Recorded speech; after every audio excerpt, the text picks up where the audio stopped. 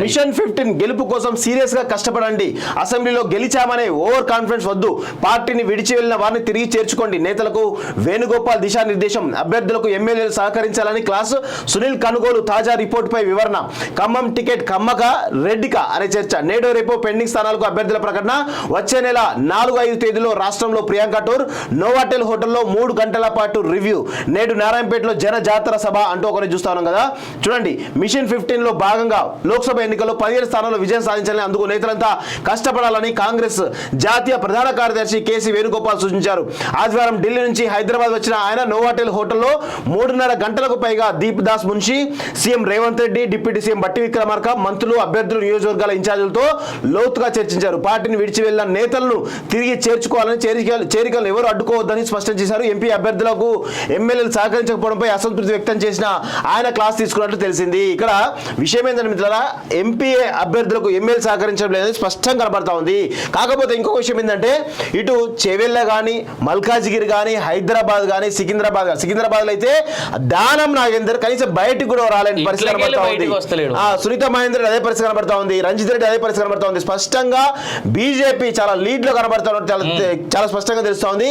ఈ మిషన్ 15 వెనకాల అంటే అర్జెంట్ గా కేసీ వేణుగోపాల్ హైదరాబాద్ ఎక్కడికి పోతున్నాడనే, ఏదో వాయనాడుకో ఎక్కడికో పోతున్నటువంటి క్రమంలో హైదరాబాద్ కు వచ్చి నోవాటెల్ అంటే ఈ శంషాబాద్ ఎయిర్పోర్ట్ కు కూతవేటు దూరంలో ఉన్నటువంటి నోవాటెల్ హోటల్లో ఈరోజు 3 గంటల పాటు ఆయన చర్చించిన తర్వాత ఇమీడియట్ గా మళ్ళీ అక్కడికి వెళ్ళిపోవడం జరిగింది తప్ప ఎక్కడ కూడా ఆగలేదు కేసీ వేణుగోపాల్. ఎందుకు అర్జెన్సీ మీటింగ్ పెట్టిండంటే, ఇక్కడ వచ్చేటువంటి సీట్లు కూడా కాంగ్రెస్ కు కంచుకోటగా ఉన్నటువంటి వరంగల్ లాంటి సీట్లు కూడా ఓడిపోయేటువంటి ప్రమాదం ఉంది. కాబట్టి ఖచ్చితంగా అక్కడ చాలా పరిణామాలు చేంజ్ అవుతున్నాయి. కాబట్టి ఈరోజు ఆమె ఎమర్జెన్సీ మీటింగ్ పెట్టి ఎమ్మెల్యేలను ఎవరైతే కీలకమైన నేతలు ఎవరైతే ఉన్నారో వాళ్ళందరూ కూడా అప్రమత్తం చేశారు. అదేవిధంగా ఖమ్మం సీటుపై చాలా పెద్ద ఎత్తున సందిగ్ధం ఉంది. పార్టీలో చాలా అంతర్గతమైనటువంటి కుమ్ములాట్లు బయటకు రాకుండా పెద్ద ఎత్తున కనబడతా ఉన్నాయి. కాబట్టి దాన్ని అంతా కూల్ చేయడానికి కేసీ వేణుగోపాల్ స్వయంగా రంగంలోకి దిగి మొత్తానికి అయితే సెటరేట్ చేసేటువంటి ప్రయత్నం చేసిండు. అయినప్పటికీ కూడా ఇవి అంటే ఆల్రెడీ జరిగిన నష్టం జరిగిపోయింది వాస్తవంగా. ఇంకా 1 మంత్ కూడా లేదు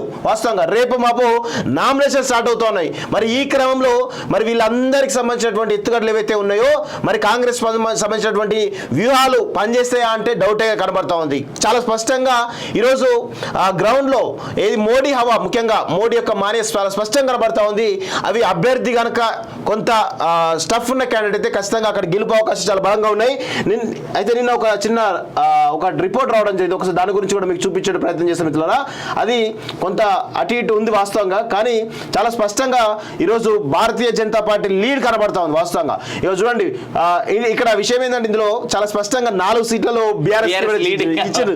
అందులో కాకపోతే బీఆర్ఎస్ లీడ్ ఏముండదు, అంతా కూడా బీజేపీ డైవర్ట్ అయ్యే అవకాశం కనబడుతుంది. బీజేపీగా కాంగ్రెస్ కా రెండిట్లేదు, దేనికి ఒకటి డైవర్ట్ అయ్యే అవకాశం కనబడతా ఉంది. ఇక్కడ స్పష్టంగా పెద్దపల్లిలో చూడండి, నిజామాబాద్, ఆదిలాబాద్, కరీంనగర్, మల్కాజ్గిరి, సికింద్రాబాదు, చేవెళ్ళ, అదేవిధంగా భువనగిరి అంటే దాదాపు 8 సీట్లలో చాలా స్పష్టమైనటువంటి ఆధిక్యత కనబడతా ఉంది. ఇక ఇందులో కొన్ని ఇక్కడ మెదక్ చూస్తా ఉన్నాం. మెదక్లో వెంకటరమణారెడ్డి ఆల్రెడీ అక్కడ ఫీల్డ్లో తిరుగుతూ ఉన్నాం. వెంకటరమణారెడ్డి 3rd ప్లేస్లో ఉన్నాడు. అంటే కొన్ని ఈక్వేషన్ మారుతూ ఉన్నాయి. రఘునందన్ ఇక్కడ ఉండాల్సింది ఇది ఇక్కడ ఉన్నాయి. ఎందుకంటే రఘునందన్కు చాలా పాజిటివ్ గ్రౌండ్ కనబడతా ఉంది. గతంలో ఆయన బీజేపీ వేవ్ మోడీ హవా తెలంగాణలో లేనప్పుడే ఆయనకు 2.5 లక్షల ఓట్లు రావడం జరిగింది. మరి ఇప్పుడు నీలం మధు, అదేవిధంగా వెంకటరమణారెడ్డి ఎవరైతే ఎమ్మెల్సీ వెంకటరామరెడ్డి ఎవరైతే ఉన్నారో వీళ్ళు చాలా స్పష్టంగా వాళ్ళకు నెగిటివిటీ చాలా స్పష్టంగా కనబడతా ఉంది. వెంకటరామరెడ్డిని అక్కడ ఎవరు పట్టించుకునే పరిస్థితి లేదు. ఆయనకు సొంత క్యాడర్ ఈరోజు పనిచేయకపోతే, సపోర్ట్ చేయకపోతే బీజేపీలో ఉన్నటువంటి వాళ్ళను, కాంగ్రెస్లో ఉన్న కీలకమైన నేతలను ఈరోజు ఓయో రూములలో పిలుచుకొని ఈరోజు డబ్బులు ఇచ్చి మూటలు ఇచ్చి పంపిస్తా ఉన్నాడు వెంకటరామరెడ్డి. నేను ముఖ్యంగా చెప్తాను, భారతీయ జనతా పార్టీలో ఉన్నటువంటి కీలకమైనటువంటి నాయకులు కొంతమంది అమ్ముడు పోతా ఉన్నారు. ఇది నేను ఆధారాలతో సహా ప్రూవ్ చేయగలను. కొంపెల్లిలోని ఒక ఓయో హోటల్లో ఈరోజు వెంకటరామరెడ్డి భారతీయ జనతా పార్టీకి సంబంధించినటువంటి నాయకులను, అదేవిధంగా కాంగ్రెస్ సంబంధించిన నాయకులను ఈరోజు సొంతలో బర్రెలంగా ఉన్నట్టు కొంటా ఉన్నాడు. మరి కాంగ్రెస్ అధిష్టానం కానీ బీజేపీ అధిష్టానం కానీ ఏం చేస్తున్నట్టు ఒక్కసారి తెలుసుకోవాల్సిన అవసరం ఉంది. అందుకే వెంకట్రామరెడ్డికి సిద్దిపేటలో ఓట్లు పడవు, ఎందుకంటే ఆయన కలెక్టర్ గాని వేసినటువంటి అరాచకాలంతా కూడా సిద్దిపేట, గజ్వేల, దుబ్బాక కాన్స్టిట్యూన్స్ లో అసలు వెంకట్రామరెడ్డికి ఎట్టి పరిస్థితుల్లో ఓటేసే ఆస్కారమే కనబడుతుంది వాస్తవంగా. ఇక పటాన్చేరులో బీజేపీ స్పష్టంగా కనబడతా ఉంది, సంగారెడ్డిలో బీజేపీ స్పష్టంగా కనబడతా ఉంది. ఎట్లా వీళ్ళకు ఓట్లు వస్తాయి? వెంకటరామరెడ్డికి ఓట్లు వచ్చే ప్రసక్తి లేదు. ఒకటి ఆయన డబ్బుతో మేనేజ్ చేసే పరిస్థితి ఇస్తా ఉన్నారు తప్ప ఆ డబ్బుతోటి కార్యకర్తలు కొనొచ్చేవి కానీ ఓట్లను కొనే పరిస్థితి కనబడతలేదు. ఇంకొక వైపు నీలం మధు కేవలం పటాన్చేరులో ఉన్నటువంటి 3-4 గ్రామాలకు మాత్రమే పరిమితం తప్ప ఆ పటాన్చేరు దాటితే ఆ అమీన్పూర్ కానీ పటాన్చేరు టౌన్ కానీ అక్కడ ఎక్కడ కూడా సొంత పార్టీకి సంబంధించినటువంటి ఆ ఎవరైతే ఎమ్మెల్యే అభ్యర్థి ఎవరైతే ఉన్నారో కాటా శ్రీనివాస్ గౌడ్ ఆయన సపోర్ట్ చేసే పరిస్థితి కనబడతలేదు. వాళ్ళ భార్య చాలా సీరియస్ గా ఈయన చెంపుతో కొట్టాలని చెప్పి చాలా సీరియస్ వార్నింగ్ కూడా ఇచ్చింది. మరి అంతా ఆయన ఓటమిలో కీలక పాత్ర పోసిన నీలం మధుకు ఎలా సపోర్ట్ చేస్తారు? ఖచ్చితంగా సపోర్ట్ చేసే పరిస్థితి లేదు. సంగారెడ్డిలో డైరెక్ట్ ఓపెన్ చెప్పిండు ఎవరు జగ్గారెడ్డి, అసలు నీలం మధు ఎవరు ఆయనకు ఓట్లేసే పరిస్థితి లేదని చెప్పి చెప్తా ఉన్నారు. అదేవిధంగా ఆంధ్రకు సంబంధించినటువంటి మంత్రి దామోదర్ రాజవంశీ ఎవరైతే ఉన్నారో ఖచ్చితంగా నీలం మధు ఓడించడానికి ప్రయత్నం చేస్తారని చెప్తా ఉన్నాడు. ఇక దుబ్బాకలో, గజ్వేల్లో, నర్సాపూర్లో, సిద్దిపేటలో అసలు నీలం మధుకు పరిచయాలు లేవు. ఆయన కొత్త అభ్యర్థి అని చెప్పేసి ఇప్పుడు కూడా ప్రచారం కూడా స్టార్ట్ చేయడం పరిస్థితి కనబడతా ఉంది. ఎట్లా నీలం మధు కోట్లు పడతాయి? కేవలం రఘునందన్ మాత్రమే చాలా సీరియస్ గా నెల రోజుల నుంచి చాలా సీరియస్ గా తిరుగుతా ఉన్నాడు. అందరినీ ప్రజల్లో కలుస్తూ ప్రజల్లో మమేకమైతే పోతా ఉన్నాడు. కాబట్టి ఆయన గెలుపు అవకాశాలు చాలా బలంగా ఉన్నట్టు తెలుస్తా ఉంది. అండ్ మోర్ ఓవర్ దుబ్బాక విషయంలో రఘునందన్ చేసినటువంటి విషయం ఏంటి, అక్కడే ఉండి సస్టైనబుల్ ఇల్లు కట్టుకుని జనాల్లోనే ఉన్నాడు. ఆయన హైదరాబాద్ లో ఇల్లు ఉన్నప్పుడు కూడా అక్కడే జనాల మధ్యలో ఉన్నాడు కాబట్టి అది చాలా పాజిటివ్ ఉంది. అవును, ఇక్కడ చూడండి మహబూబ్ నగర్ విషయానికి వచ్చినట్లయితే డీకే అరుణ చెల్ల వంశీచంద్ర రెడ్డికి సంబంధించి క్లోజ్ ఫైట్ కనబడతా ఉంది. కానీ ఇక్కడ డీకే అరుణకి అక్కడ పెద్ద ఎత్తున ఆమెకు పాజిటివ్ గా ఉంది. ఎందుకంటే మన్నే శ్రీనివాసరెడ్డి ఎవరైతే బీఆర్ఎస్ అభ్యర్థులు పూర్తిగా వీక్ గా ఉన్నాడు అక్కడ. సో అక్కడ బీఆర్ఎస్ సంబంధించిన ఓటు బ్యాంక్ అంతా కూడా ఈరోజు బీజేపీకి డీకే అరుణకు షిఫ్ట్ అవుతా ఉంది వాస్తవంగా. సో ఖచ్చితంగా డీకే అరుణ మొదటి స్థానంలోకి వచ్చి అక్కడ కూడా గెలిచే అవకాశాలు కనబడతా ఉన్నాయి. ఇక్కడ కూడా బీజేపీ స్పష్టంగా కనబడతా ఉంది. ఇక నల్గొండ అదేవిధంగా శానంపూడి సైదిరెడ్డి వీళ్ళిద్దరి మధ్య క్లోజ్ ఫైట్ నడుస్తూ ఉంది. శానంపూడి సైదిరెడ్డి చాలా రకాలుగా ఇంప్రూవ్ అవుతా ఉన్నాడు వాస్తవంగా. ఎందుకంటే అక్కడ బీజేపీ మూలాలు లేవు వాస్తవంగా. కానీ అక్కడ చాలా స్పష్టంగా బీజేపీ పుంజుకుంటున్న విషయం కూడా మనం గుర్తుపెట్టుకోవాలి. ఎందుకంటే నల్గొండ పరిధిలో ఉన్నటువంటి యాదవ్ ఓటు బ్యాంకు, అదేవిధంగా ఎస్టీ ఓటు బ్యాంక్ ఏదైతే లంబాడ ఓటు బ్యాంక్ ఏదైతే ఉందో దాదాపు 5 నుంచి 6 లక్షల ఓట్లంతా కూడా ఈరోజు బీజేపీ వైపు షిఫ్ట్ అవుతా ఉన్నాయి వాస్తవంగా. నాగార్జున సాగర్లో కానీ, సూర్యాపేటలో కానీ, ఇటు నల్గొండ టౌన్లో కానీ చాలా స్పష్టంగా భారతీయ జనతా పార్టీ మెజార్టీ కనబడతా ఉంది. కోదాడలో కూడా చాలా స్పష్టంగా పుంజుకుంటా ఉంది. సో ఈయనకు సంబంధించినటువంటి ఏదైతే కాన్స్టిట్యున్సీ కోదాడ ఏదైతుందో, కోదాడ కాదు అనే కోదాడనే కదా సైదిరెడ్డి, కోదాడ.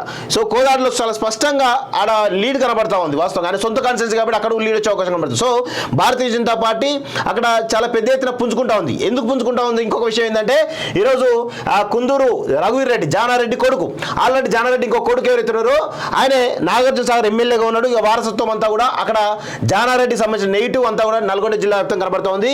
కోమటిరెడ్డి వాళ్ళ యొక్క సపోర్ట్ కానీ, ఉత్తమ్ కుమార్ సపోర్ట్ కానీ ఎక్కడ కూడా లేదు వాస్తవంగా, స్పష్టంగా కనబడతా ఉంది. సో వాళ్ళిద్దరు సపోర్ట్ లేకుండా ఎట్లా గెలవగలుగుతాడు? అది కూడా ఒకసారి మనం గుర్తుపెట్టుకోవాలి. సో ఇట్లా చాలా రకాలుగా ఈరోజు పెద్ద ఎత్తున కనబడతా ఉంది. హుజూర్ నగర్ అనుకుంటా, శానంపూడి సైదిరెడ్డి, హుజూర్ నగర్, సారీ కోదాడ అని చెప్పేసాను, కోదాడ కాదు హుజూర్ నగర్. సో ఇట్లా నల్గొండలో కూడా భారతీయ జనతా పార్టీ పుంజుకుంటా ఉంది.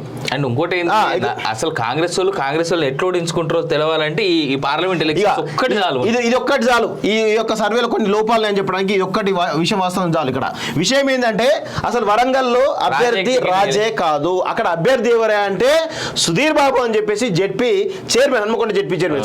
ఆయనకు వరంగల్ పార్లమెంట్ ఉన్నటువంటి స్థానానికి సంబంధం లేనే పక్క కరీంనగర్ జిల్లా సంబంధించిన భీమదేవర మండలం సంబంధించినటువంటి జెడ్పీటీసీ, ఆయనకు వరంగల్ సంబంధం లేదు. ఇది స్పష్టంగా కనబడతా ఉంది. అక్కడ అసలు వరంగల్లో అసలు బీఆర్ఎస్ పార్టీ ఎట్టి పరిస్థితులను ఫస్ట్ ప్లేస్ కానీ సెకండ్ ప్లేస్ కూడా రాదు వాస్తవంగా. సో థర్డ్ ప్లేస్ లో డిపాజిట్ వస్తుందో రాదు డౌట్ వాస్తవంగా. సో ఈ కోణంలో ఇక్కడ స్పష్టంగా ఈరోజు ఈ ఓటు బ్యాంక్ అంతా కూడా బీఆర్ఎస్ ఓటు బ్యాంక్ అంతా కూడా బీజేపీ షిఫ్ట్ అవుతా ఉంది. అందులో ఆరూరు రమేష్ చాలా స్పష్టంగా గ్రౌండ్ లో మాదిగా ఓటు బ్యాంక్ అంతా కూడా ఏకం కాబోతుంది. అదేవిధంగా వరంగల్ వెస్ట్, ఈస్ట్, పరకాల్లో 3 కాన్స్టిట్యూన్స్ లో చాలా పెద్ద ఎత్తున లీడ్ రాబోతుంది. అదేవిధంగా వర్ధన్నపేటలో ఈయన ఓన్ కాన్స్టిట్యూన్సీ కాబట్టి అక్కడ 1,00,000కు పైగా మెజారిటీ ఓన్లీ వర్ధన్నపేటలోనే ఆరు రమేష్ రాబోతుంది. కాబట్టి ఇక 3 కాన్స్టిట్యూన్సీలు భూపాలపల్లి కానీ, లేదంటే పాలకుర్తి కానీ, స్టేషన్ గన్పూర్ కానీ, ఈ 3 కాన్స్టిట్యూన్సీలు కనుక కొంచెం బలంగా ఆయన పుంజుకుంటే కనుక ఆయన గెలుపు చాలా సునాయాసంగా కనబడతా ఉంది. కడెం కావ్యకు చాలా నెగిటివ్ కనబడుతుంది వాస్తవంగా. సో స్టేషన్ గన్పూర్ లో ఉన్నటువంటి ఓట్లు హాఫ్ అరుణ్ రమేష్ కి అవుట్ రేట్ పడుతుంది, అవుట్ రేట్ పడుతుంది. కావ్యని మొన్న అరుణ్ రమేష్ చేసినటువంటి స్టేట్మెంట్స్ ఏవైతున్నాయో, కావ్య నజీర్ ఖాన్ అనే గుంటూరు వ్యక్తి మళ్ళా, సో అది చాలా బలంగా ప్రజల్లోకి వెళ్ళింది వాస్తవానికి. అండ్ దట్టు నిన్న కేటీఆర్ చేసినటువంటి కామెంట్స్ TV9 వేదికలో ఆయన కూర్చొని TV9 లో కొంతమంది బీఆర్ఎస్ లో తెలియదు కావచ్చు చెప్తున్నా, ఏడ కామెంట్ చేసిండు బీఆర్ఎస్ లో నిన్న కేటీఆర్ అనేటువంటిది. TV9 లో కూర్చొని రజనీకాంత్ చెప్పినటువంటి మాట, తెలంగాణలో తెలివిలేని వాళ్ళు ఆంధ్రలో మాకంటే బాగా తెలివైన బాగా ఏంటది ఇంకొక పదం వాడిండ, తెలివైన వాళ్ళు ప్లస్ వాళ్ళందరికీ కొంచెం ఏదో ఏదో అన్నాడు ఆ పదం. అది ప్రజల్లోకి కేటీఆర్ తెలిసి అన్నాడో తెలియకన్నాడో నాకు తెలియదు కానీ నిన్న మనం కూడా అది చాలా బలంగా వెళ్తుంది. అన్ఫార్చునేట్లీ చాలా బలంగా వెళ్తుంది. తెలిసి ఇప్పుడు కొన్ని గెలిచే సీట్లు ఉన్నాయి, కొన్ని కనీసం ఇంపాక్ట్ అయితే చూపిస్తాయి. బీఆర్ఎస్ ఓట్ పర్సెంటేజ్ కాంగ్రెస్ గెలుస్తుందా బీజేపీ గెలుస్తుందా అనేటువంటి పొజిషన్ లో నిలబెట్టేటువంటి స్థానాలు 4 నుంచి 5 ఉన్నాయి దీంట్లో. అట్లాంటి స్థానాల్లో ఇవాళ అవుట్ రేట్ గా బీఆర్ఎస్ ఓట్ పర్సెంటేజ్ మొత్తం ఐదర్ బీజేపీ కానీ కాంగ్రెస్ కానీ అవుట్ రేట్ గా షిఫ్ట్ అయ్యేటువంటి ఛాన్సెస్ ఉన్నాయి. దాంట్లో వరంగల్ మెయిన్.